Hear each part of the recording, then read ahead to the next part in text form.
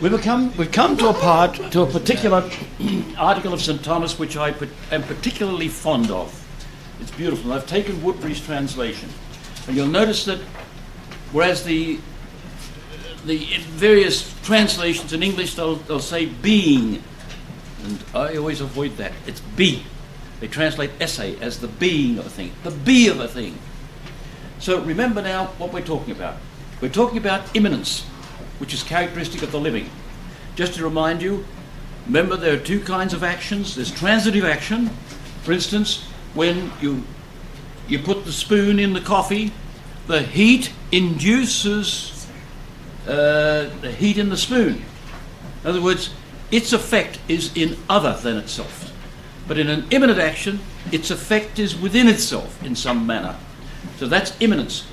Immanence means, remember this, in plus maneo. I remain. That's what will manere, to remain. To stay within the thing. That's the meaning of immanence.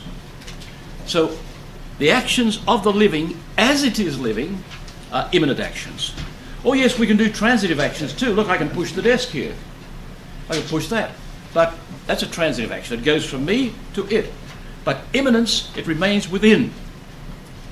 So this passage in Book 4 of the Summa contra Gentiles, which St. Thomas wrote for the Dominican Fathers when they were fighting the Muslims, fighting them, that is to say, intellectually, and he wrote this in this context.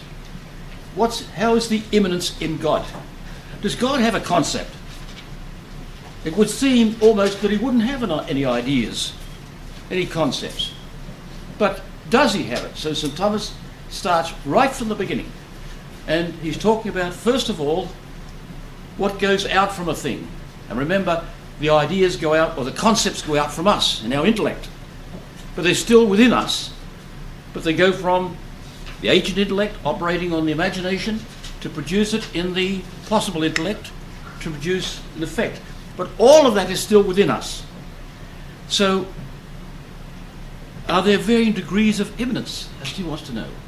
So he compares it, first of all, like St. Thomas does, from first principles, he compares it with a transitive action. So he says, what goes out from something goes out in various degrees. Now, for instance, on page 57, he talks about how much the higher is some nature, so much the more intimate is that which emanates from it. Emanates means to go out from something. It leaves something, goes out from it. So, varying degrees of going out from something. And he says, first of all, in inanimate bodies, in other words, non-living things, it always goes from one to another. Always. Goes from one to another. So from fire is generated fire, while from fire an extraneous body is altered. Like, for instance, something outside it. For instance, in inanimate things, the hot coffee heats the spoon. It goes out to another, always. So that's a transitive action. So he's speaking in terms of emanation now. He's going to speak all the time here what goes out from something, like the heat in the coffee goes out, as it were, to the spoon. So remember what I said before. The heat doesn't just jump out. It doesn't do that. Heat's got to be in something. So it cannot leave the body. So what happens is the hot coffee, I'm sorry, leave that out there. Coffee can be cold, can be hot. Or I should put spoon, I'm sorry I'm misleading you, but the coffee will do. Now, the coffee is in potency for cold. It's in potency for hot. So it goes from cold to hot in the right circumstances when heat is put under the coffee, let's say. The same with the spoon. Now what happens with the spoon? If in potency to cold and hot, it goes from one to the other. But what happens? Does the hot leap over into it? No, not at all. It's reduced into the potency of the coffee, and is educed or let out from the potency in the spoon. Accidents must exist in substances. They're qualities of substances, in a general term, meaning of the term quality. They're conditions of a substance, always. A walk. You don't see a walk going down the street. It's always somebody, a cow, a camel, a man walking down the street. So, shape. If I take plasticine, square plasticine, and I roll it round in my hands, where's the roundness gone, or the squareness gone? It's reduced into the potency of the plasticine, and I educed from the potency, gave it the right conditions for eduction of the roundness. Accidents must always be in substances, such as a curved collar, for instance, in a substance. So he's talking now in terms of this. What emanates from something does it in varying degrees. And he starts off with non-living things. So what goes from the coffee, and it's only a general description, goes from the coffee to the spoon. But if we were studying cosmology, we'd say this: the right conditions for eduction, leading out the hotness from the spoon, would be that it would be in coffee or something like that. And we'd say the coffee cools off. Now there's not eduction, there's reduction. The heat goes back into the coffee, as it were, into the potency of the coffee, the potentiality of the coffee. Aristotle saw that beautifully and gave us some lovely texts on that. One of my professors in the Institute of Medieval Studies, when I was at Montreal, we had to study in the Faculty of Philosophy, basically, and the Institute of Psychology and the Institute of Medieval Studies. And Father Landry gave us beautiful texts extracted from Aristotle and St. Thomas. If you didn't know your languages, you'd be lost in the class because they're in Latin, French, and English, and mostly in French or Latin. But anyway, these beautiful texts show all of this, that there's reduction of the heat here and eduction of the heat here. So with non-living things, it's one thing affects another. Now, we're finished with that. That's inanimate stuff. Then he goes on to living things. Now, living things are different. They don't affect another. They affect themselves in some way or another. So that's what living things do. So he starts off with plants on page 57. After inanimate bodies, plants hold the next place, in which already the emanation proceeds from the interior. Nevertheless, the life of plants is imperfect, because although in them the emanation proceeds from the interior, nevertheless what emanates, going out little by little from the interior sources, finally is found utterly extrinsic. In other words, although it goes out from the interior of the thing itself, it ends up being producing something else. As he says here, a flower, and then the fruit. The flower gives us the fruit, of course. Then the fruit separated becomes another plant. So there's still, although it's doing something for itself and its species, it's immanent according to itself to a certain extent, but especially for the species. It's the same species. Now, beyond the life of plants is found a higher degree of life, which is according to sensitive soul. So, the proper emanation, although it begins from without, nevertheless is terminated in the interior. For instance, with imagination, though I produce something in the imagination, it's still within me. And the same with dogs. And if I understand correctly that elephants are supposed to have a fantastic memory, well, that remains within. And so the cobra, snake, that if you antagonize one, it won't forget it. So I don't know whether that's common in snakes or not, but that's something that I've learned somewhere or other at some time or another. And different animals, I know other animals will do that. Remember, a dog was bothering my two nieces coming home from school, so one day I escorted them home, and I had something I love as an instrument, my camera tripod. And it folds up nicely with a steel head, you know.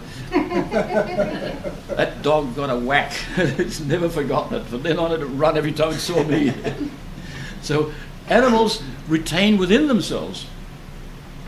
Whereas, oh yes, we might say here, but plants produce something else too.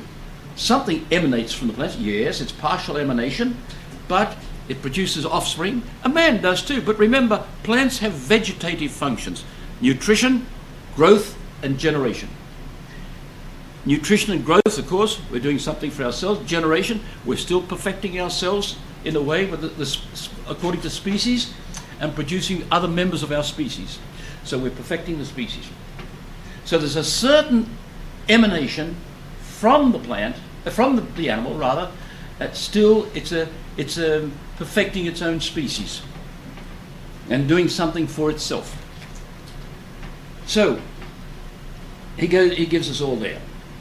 Therefore, this degree of life is so much higher than the life of plants, according as the operation of this life is the more contained within intimates. Yet it is not altogether perfect life, since the emanation always occurs from one to another. Therefore, this is on page 58. Therefore, that is the highest and perfect degree of life, which is according to intellect. For intellect is reflected upon itself and can understand itself, but also in intellectual life diverse degrees are found. Now, remember, with vegetative life, plants have it, animals have it, and man has it. But what he's doing here is, when he's dealing with plants, he deals with vegetative life. When he's dealing with brute animals, he deals with sensitive life. He pushes aside, because animals still have vegetative life, nutrition, growth, and generation. Then when he comes to man, he puts sensitive life aside. He deals it with the intellect, whatever's proper to that particular level of life. So, this is why I like this text. It's in the 4th book of the Summa Contra Gentiles, chapter 11. And that book, those 4 books were written by St. Thomas at the request of the Dominican fathers when they were dealing with the Muslims who were invading southern Europe. They had to deal with these men and deal with them on an intellectual level. It's something that we overlook a little bit. The Muslims have had some great, wonderful scholarship in the past. Stay down. The collar's giving me a lot of trouble tonight. So they had great universities. There's one very great university in the north of Africa, and it's practically unget-atable. It's hidden away somewhere there. I've seen a great documentary on this. And in the past, when Europe didn't have Aristotle's doctrines, because they were destroyed in the Great Fire, I think it was the 1st century BC, the books were destroyed, mostly in the fire of Alexandria, Great Fire, which was a tremendous loss because a lot of treasures of the ancient world were there. But the Arabs somehow got the books of Aristotle. And as we saw before, when they interpreted Aristotle, when he said that the agent intellect, or the intellect is separable from us, they interpreted that as some great angel out there is doing the thinking. We're only just presenting the images. We don't really doing anything original at all, according to them. But they misunderstood what Aristotle meant, remember, because they had no language, no words in Greek that adequately described spirituality. So he called it separable. They interpreted separable as separated, and they thought that was sort of separated from us altogether. And then you'll remember Verroes went one step further. He said not only the agent intellect is separated, but the possible intellect is separated. Remember that? How the agent intellect, using the concepts, or the images rather, produces the concepts in the possible intellect. These men had some very great scholarship, notwithstanding the errors. I've got a recent translation done by Father Anawati. He's obviously Arabic, I'd say, in origin, in French. It's a beautiful work of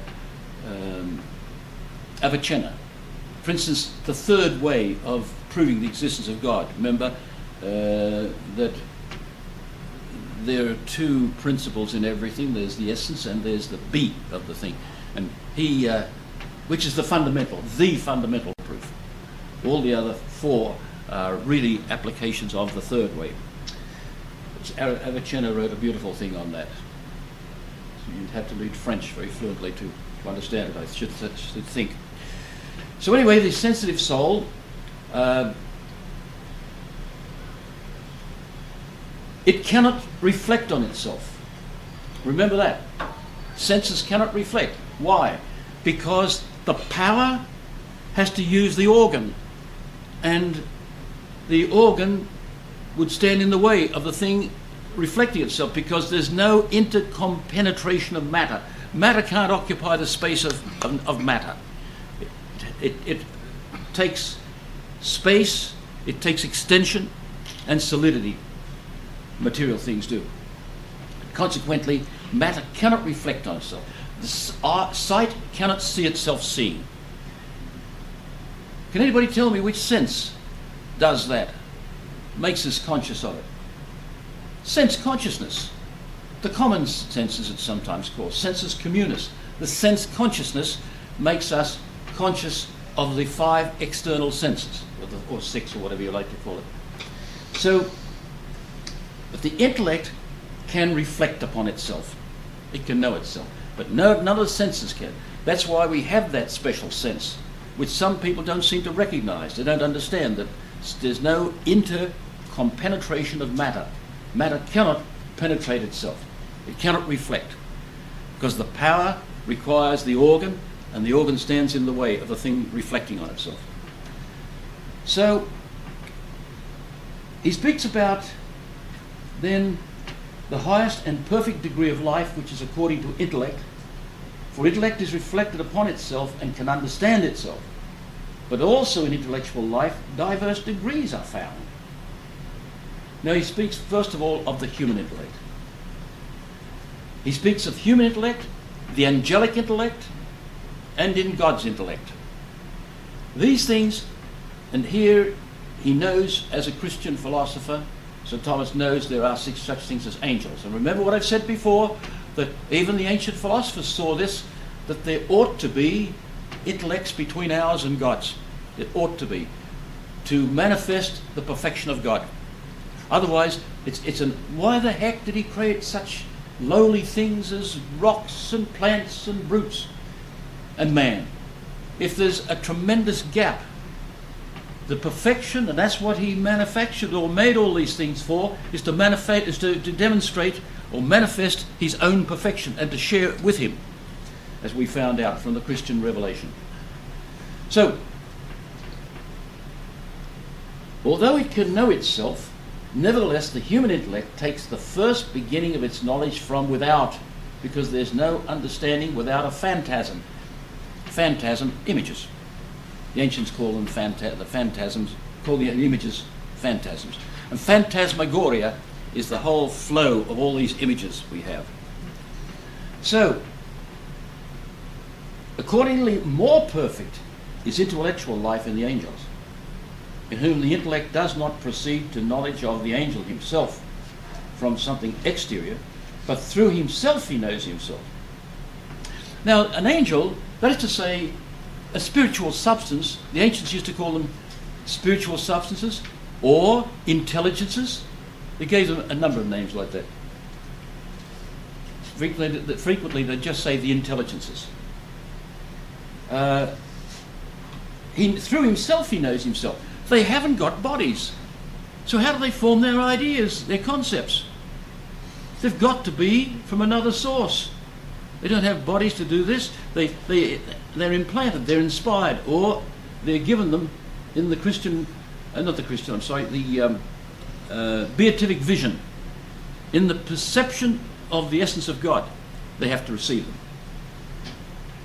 So, he knows himself through himself. His intellect can know his own nature and know a lot. For instance, if we said to St. Peter, man, just that, He'd know all the men from the beginning of time to the end of time. Or if you said rational animal, he'd know them all. He knows all the possible ones. Remember, he fills a whole species, each angel.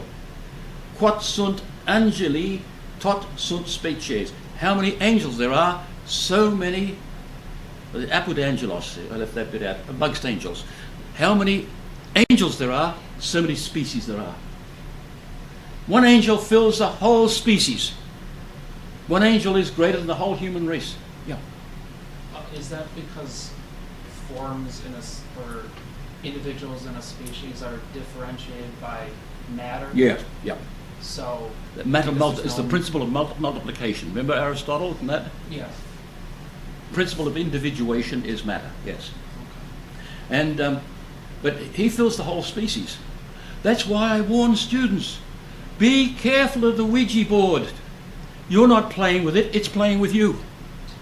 And I told you what happened at Fort Erie, didn't I? That the woman was having trouble with her daughter. Her daughter would never go down the basement. I said, what's the matter with you? I want you to go down and put the laundry on or something like that. No, I don't want to go down there. So one day, the mother said, young lady, come here. You're coming down the basement with me. And as she went down there, going down the stairs, she pointed over on a shelf. Look, it's doing it again. What are you talking about? There's the Ouija board started to move. The what do you call it? The dial. Pardon? The dial. Dial, yeah, started to move. And,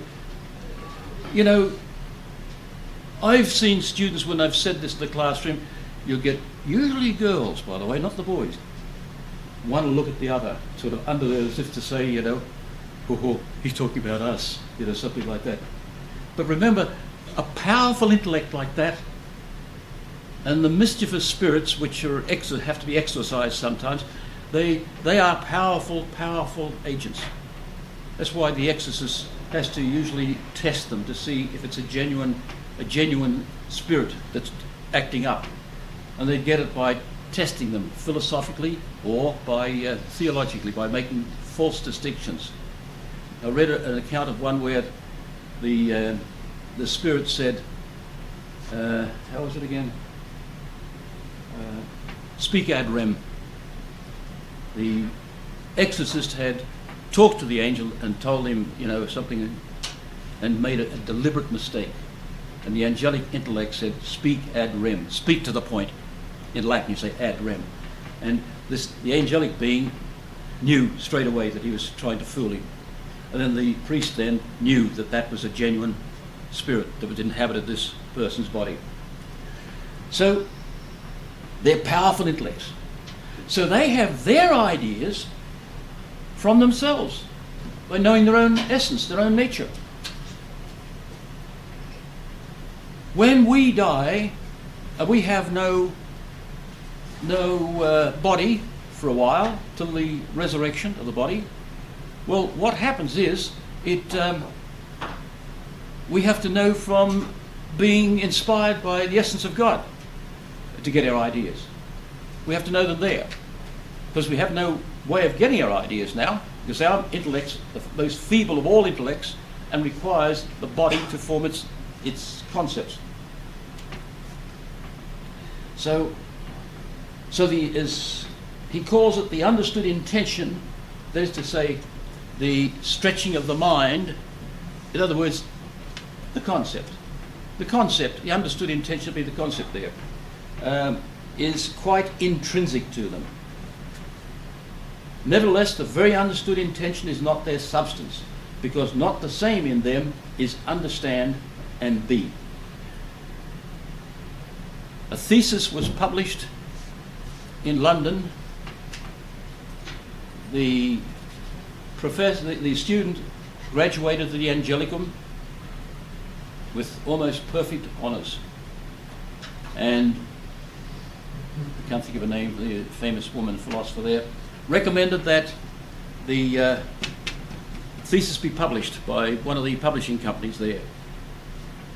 And Father Woodbury said to me, do you know what he wrote? He wrote that the angel's act of his intellect is his own substance. What? I said. I'd just come back from overseas myself. And this was a classmate. I said, that makes him the fourth person of the Trinity. Exactly. Makes him God, equal to God. It was a hell of a blunder.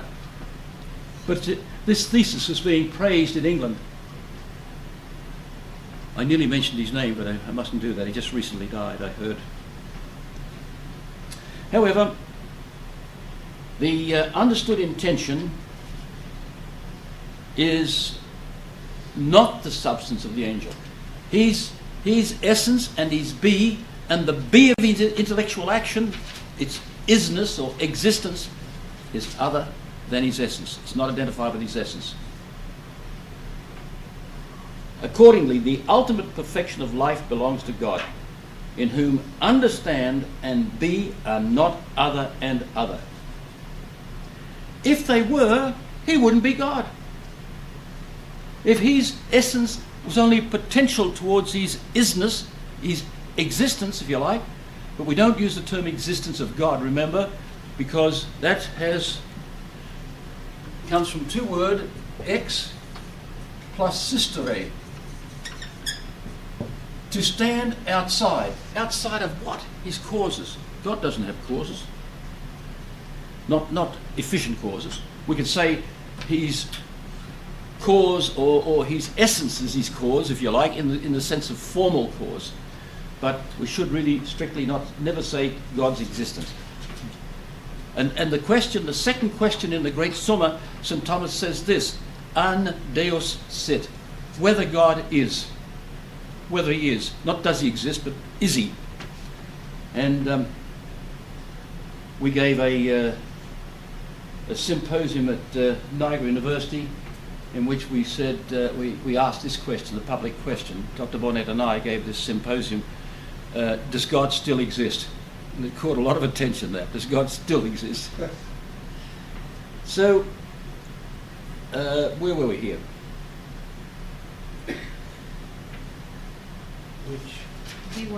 Which indeed is us, neither is the very thing which is understood, nor is the very substance of the intellect, but is a certain similitude conceived by intellect of the thing understood, which exterior vocables signify. In other words, the words, the experienced spoken word, signifies these things. We split God up. We say, oh, he's the Almighty, he's powerful, he's the most beautiful, he's the most one. That's what Plato did. Plato spoke about the beautiful, the one, the good.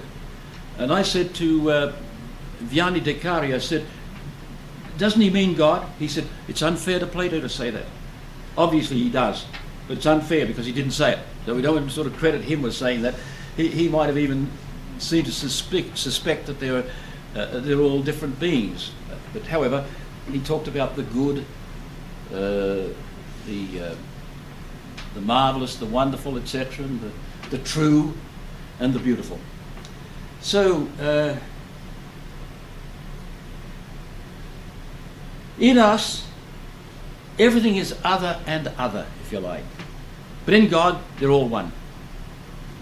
If he is not distinguished, his be is distinguished from his essence or his nature. If it's distinguished, then he's not God. Because diverse things are not from themselves united, but if that's the principle, remember, but if they're found united, then there's some one cause of their be. But unity, yeah, some one cause of their unity or etc. So God is his act of understanding. And it's beautifully said by Aristotle. God is the understand of an understand. He doesn't say an understander. He says he's an act of understanding. And that the object of his act of understanding is his own act of understanding. He's an act, a pure act. I think Ross translates it as a thinking on a being, or thinking on a thinking, something like that. I've forgotten his exact words for the minute. But we always translate it as the understand of an understand. Thinking doesn't seem quite to translate the Greek and the Latin. So, God is not other and other. His act of understanding is his very essence, his very nature. His act of be is his very nature. They're all one in God. Otherwise, he's not God. We've got to go looking for God that brought all that together. The ultimate perfection of life belongs to God, as he says, in whom understand and be are not other and other. Aliud et aliud in Latin. A beautiful expression.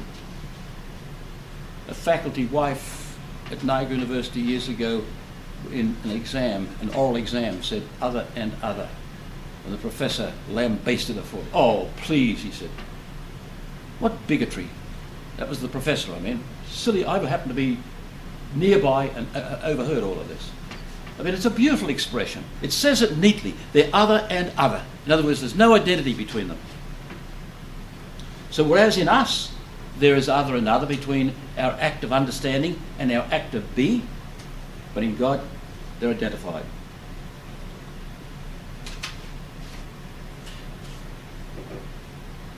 So, since the divine intellect is pure act, there's no potency. And that's been misunderstood. I had a woman one time said, God's got no potency. You mean he's powerless? No, that's an active potency. This is the passive potency. He's not potential. His intellect isn't in potency to his act of thinking. It's a pure act of thinking. There's no potency in that. That's another meaning of the word potency, a purer meaning for it. Since the divine intellect is pure act, it must needs that the substance of the divine intellect be its own very understand, which is the act of intellect. You notice the Woodbury tendency here. I took his translation. I thought it was so beautiful I'd take this. But the act, it needs. You notice he's using the Old English there, and it's very beautiful the way it's put. But the be of the word interiorly conceived, or of the understood intention, is its very be understood.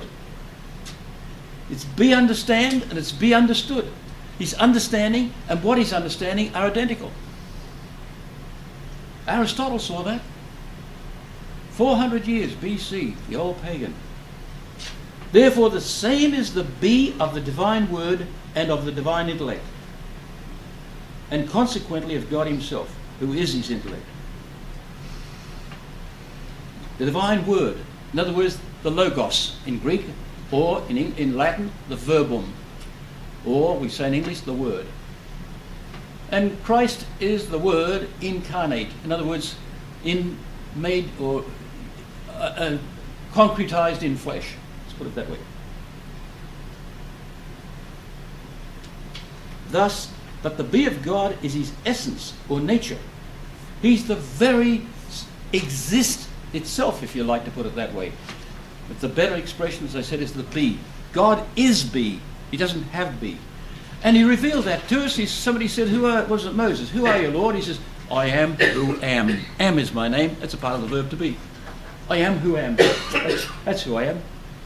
Yet they've bastardized that in the New Catechism and other places, and I've heard it read out, and even from the pulpit. I am who I am. Well, I am who I am. You are who you are. But God is not who he is. He is isness. That's what he is. He's the very be itself. He's more than that. Or what was the other? There are three of them. I wrote a letter to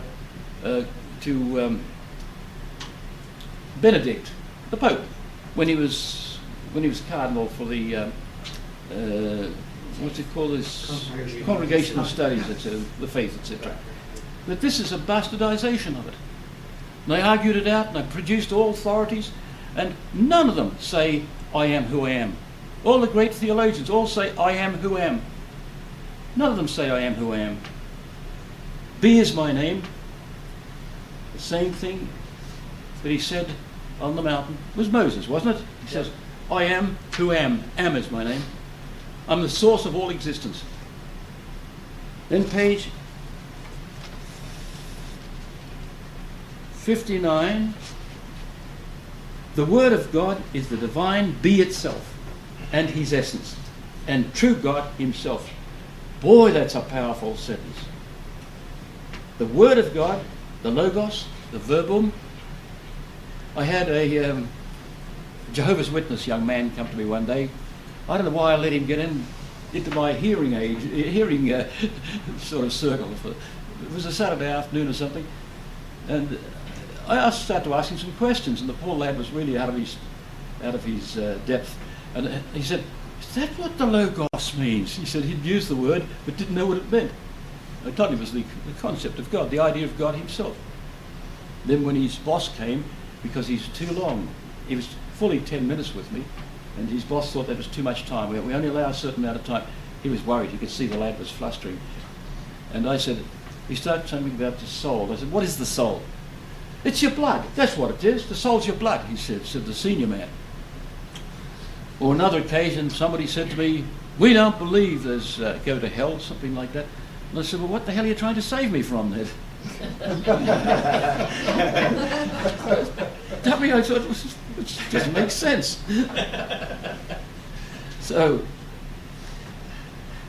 So the Word of God is the divine be itself and his essence and true God himself. So in Latin, esse, that's God. It says everything. He's isness. He's the big is, or the big am. I am, you are, he is, etc. Or thou art, he is. Isness is the third person. Well, that's who he is, the pure is, or the pure am. It follows, therefore, that other is the be of the understood intention, and other is the be of the intellect itself, since the be and other is the be of the intellect itself, since the be understood intention is the very be understood. Something looks odd to that. I have to check that translation. Other is the be of the understood intention, and other is the be of the intellect itself. Oh, he's talking about our intellect. Above it, yes. For when our intellect understands itself, other is the be of the intellect, and other is its understand. It follows, therefore, that other is the be of the understood intention, and other is the be of the intellect itself. In other words, our concepts and our intellect are other and other. That's what he's saying. But God's concept of himself, the divine word, is not other than himself. He's making a comparison with us. Wherefore it must needs that in a man understanding himself, the word interiorly conceived, in other words, the concept, be certain, but be not a true man. It's not a true man, having the natural be of man, but is merely man understood only, as so to speak, a certain similitude of a true man apprehended by the intellect. In other words, our idea of man is other than ourselves. A representation of the true man. But the very word of God, from this itself, that it is God understood, is true God, having the divine be naturally. For this reason, that not other is the natural be of God, and other his understand. They're identical. By the way, I sent this out again today to you. Or was it today or last night? Last night, I think, yes. And that's the second time I've sent it to you, isn't it, that passage? Yes. I'm not sure. I've re-edited it. I've eliminated these periods and, what do you call them, colons and semicolon and all that sort of thing. I've eliminated them. I don't know how that got in there. It was unedited, but I've edited it now and it's much better. So you might want to copy those three again. But not thus is the nature of God in the Word, as to be specifically one and numerically different. It's not the same in species with him, and yet it's another thing. No, it's not that. For the Word has thus the nature of God. His idea of himself has the same nature as himself.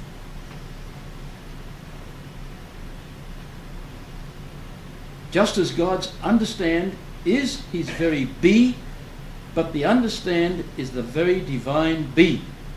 Accordingly, the Word, the divine Word, has the very divine essence, not only specifically, but also numerically the same. So the Trinity is, as it were, three viewpoints of the same be, the same being. It's taking three different viewpoints of it. And in a way, we're describing God from our viewpoint when we describe the Trinity, as if it's three different persons, three different beings, and we're looking at it in our terms. And it's made easy by giving them those names. Because remember, something that always struck me, the most extraordinary psychological being, or operation, or function, whichever way you like to put it, is, first of all, the crucifixion. We've got something, we've got a symbol. We've got the United States flag. Well, we've got, as Christians, we've got a symbol. We need concrete symbols because the intellect is dependent upon the senses. Remember that we dealt with this, how the intellect depends upon the senses, much earlier. And that's why different vestments are worn at different kinds of masses, for instance. And look at the ceremonial stuff in Washington when the president was inaugurated there. Excuse me. And because the intellect depends upon the senses, we're reminded of those things. And a policeman is reminded of the authority he has by the uniform he wears. Well, all through the Christian event, there's a tremendous amount of psychological data that I've never heard really written, or never saw written anywhere, and I haven't heard it being said. But it's beautiful psychological treatise. We need these reminding and different events, and different emphasis, different aspects of a thing, etc. We even in the military, we put, say, 1 stripe, 2 stripes, 3 stripes, and then we put the stars up here, etc., generals, etc. And all of this reminds us of a particular function for us and for him. Well, God doesn't need it, of course, but we do. We need a concrete representation to remind us of these things. So we have to have this spelled out so we'll understand it better. If it wasn't spelled out like this, we wouldn't understand it perhaps as much. So, I hope I haven't confused that too much. It'll take a little bit of reading and a little bit of thinking about it. But the important thing is to understand that in God, His essence and His be are one. His very essence is be, isness. Or if we like to misuse the term, we could say existence, His existence. But you never find that in St. Thomas, that word existence dealing with God. God's be, always. Yes, that's from the Summa Contra Gentiles, Book 4, Chapter 11. So, accordingly, whereas that which proceeds according to procession, which is outward, must be diverse from that wherefrom it proceeds. But that which proceeds inwardly by intelligible process need not be diverse. Indeed, the more perfectly it proceeds, so much the more is it one with that wherefrom it proceeds. What he's saying there is, when something emanates or goes out from something, it doesn't have to go right out altogether. It can stay within us. For instance, when we think about our own thoughts, etc., or we're reflecting over something, but in God, they can be even identical. They don't have to be other and other. For it is manifest that how much the more something is understood, so much is the intellectual conception the more intimate to the understanding principle, and the more one with it. In other words, the intellect. For intellect, according to this, that it actually understands, according to this becomes one with the object understood. Remember what we said when we examined this before, that the lost my point for a second.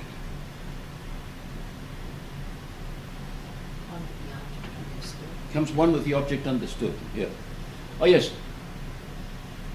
When I understand a tree, my act of understanding a tree and the tree being understood are the one act. Be understood and be understanding.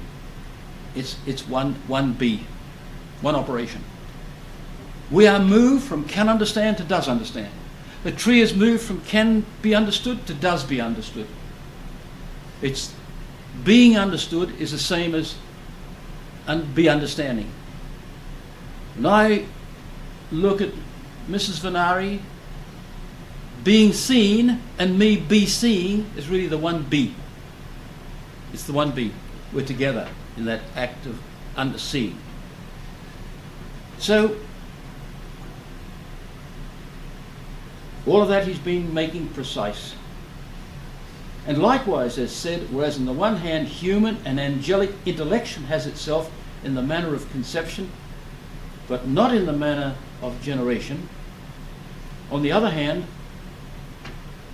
the Word of God is truly begotten by God speaking, and his procession can be called generation or nativity. Now, although the word generation is used there, we've got to be careful. It's not a production.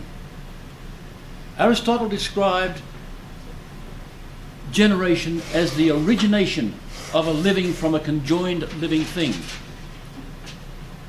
He didn't use the word production, and it has been said, Woodbury said it, that he must have been inspired, because the word he used was not the word that should be used in Greek, but it made allowance for the fitting in of the divine operation, the Trinity.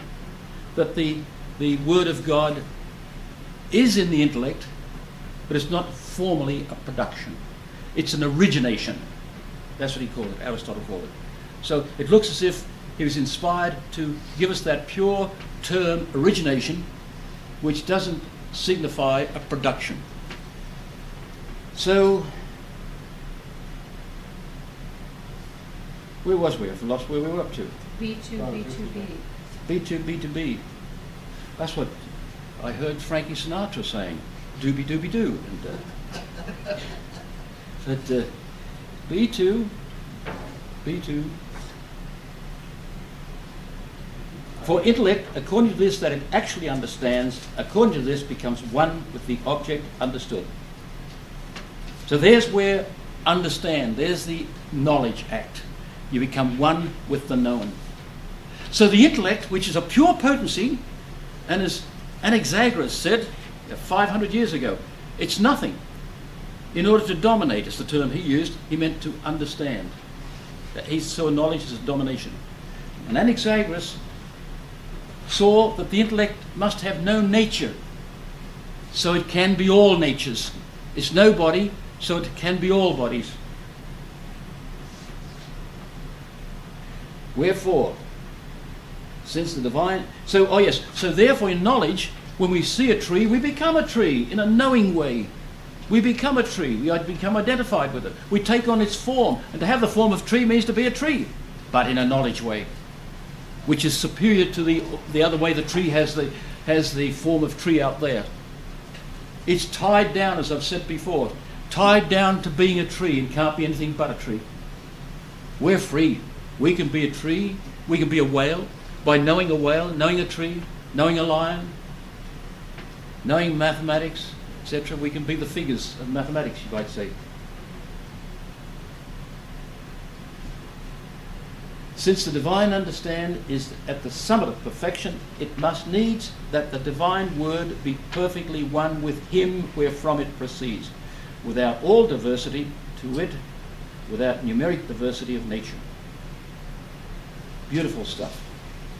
But it takes some reflection. And likewise, as was said, whereas on the one hand, human and angelic intellection has itself in the manner of conception, but not in the manner of generation.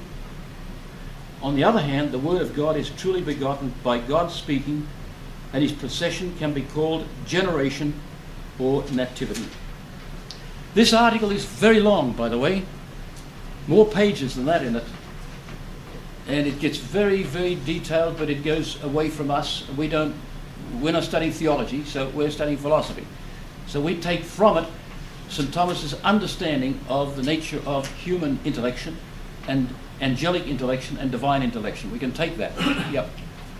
Do we know the essences or the forms of trees? If I read... Only in a generic way. Only in a yes. We know... I was told that the only essence we really know is that man is a rational animal. That's, yeah.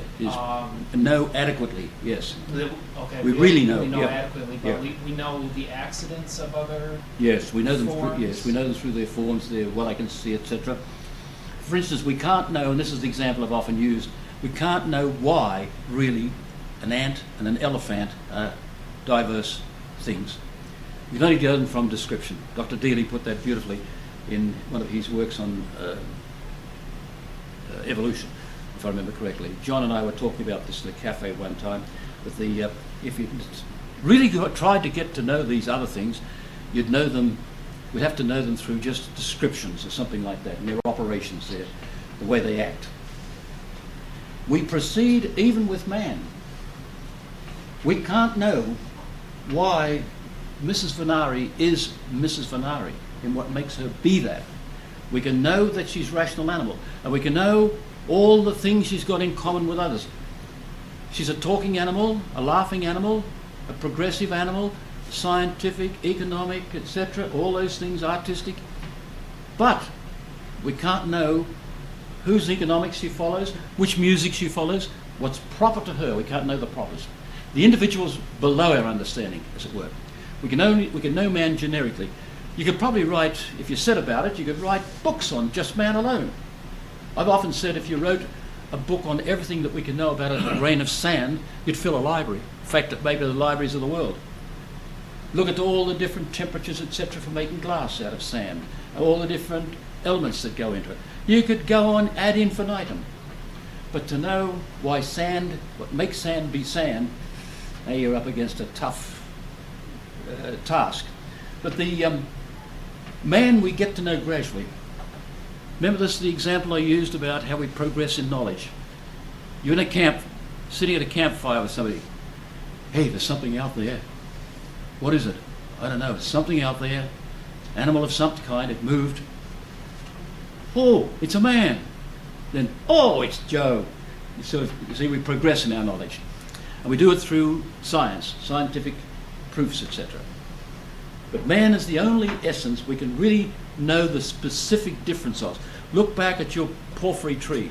Man is animal, but he's rational animal. But why is ant and elephant so distinct? If something slithered in here, a snake, and crawled up on here and said, who's in charge here? Is he talking about me? we would label that as a species of man, a loquacious snake, or a humanoid snake, something like that. It is a species of man because it fits the definition rational animal. So we'd have to, but based upon what he's showing all these aspects. He's rational, and therefore, on account of being rational, he's a laughing animal, he's a talking animal, etc. Yeah, other animals can do some of these things. I was walking in a near city suburb on one occasion. I just come from a hospital visiting somebody, and when I'm walking along the street, I heard, "G'day, mate." I stopped. What was that? A parrot. You know, the sulphur-crested cockatoo there. "G'day, mate." And I said, "G'day, mate." And he said, "G'day, mate." Back again. So, but that's only a tape recorder. That's all they are. The Australian, we'll be dealing with some of this in probably next class, if not this class, I'm not sure. The one that we've got is called the lyrebird, L-Y-R-E, not L-I-A-R, but it is an L-I-A-R too. It can imitate anything. It's got the vocal cords. I've heard the coach whip bird. You hear it in the bush, along the creek somewhere, this bird that gives out this, just like a crack of a whip. And then immediately after you hear it again. That's the lyrebird mimicking. I've got a recording of a lyrebird going, some man chopping woods down, woodsman or something like that. He's got a little machine going, a little motor going, and this is imitating, like that. And he's much more realistic than I can do. But it's perfect, but doesn't speak one word. We'll deal with that later. So, what it looks like, I was talking to some, or looking up something the other day, and I was reminded of some people I heard of in the States had a cattle station, and they called it, they had 6 sons, and all the sons worked on this cattle station. They called it Focus. And I said, "Why do you call it Focus? That's where the sons raise meat." The sons raise meat. Somebody got it. Please take a break. You tried. Sons raised. 6 sons raised. Yeah. Way to go.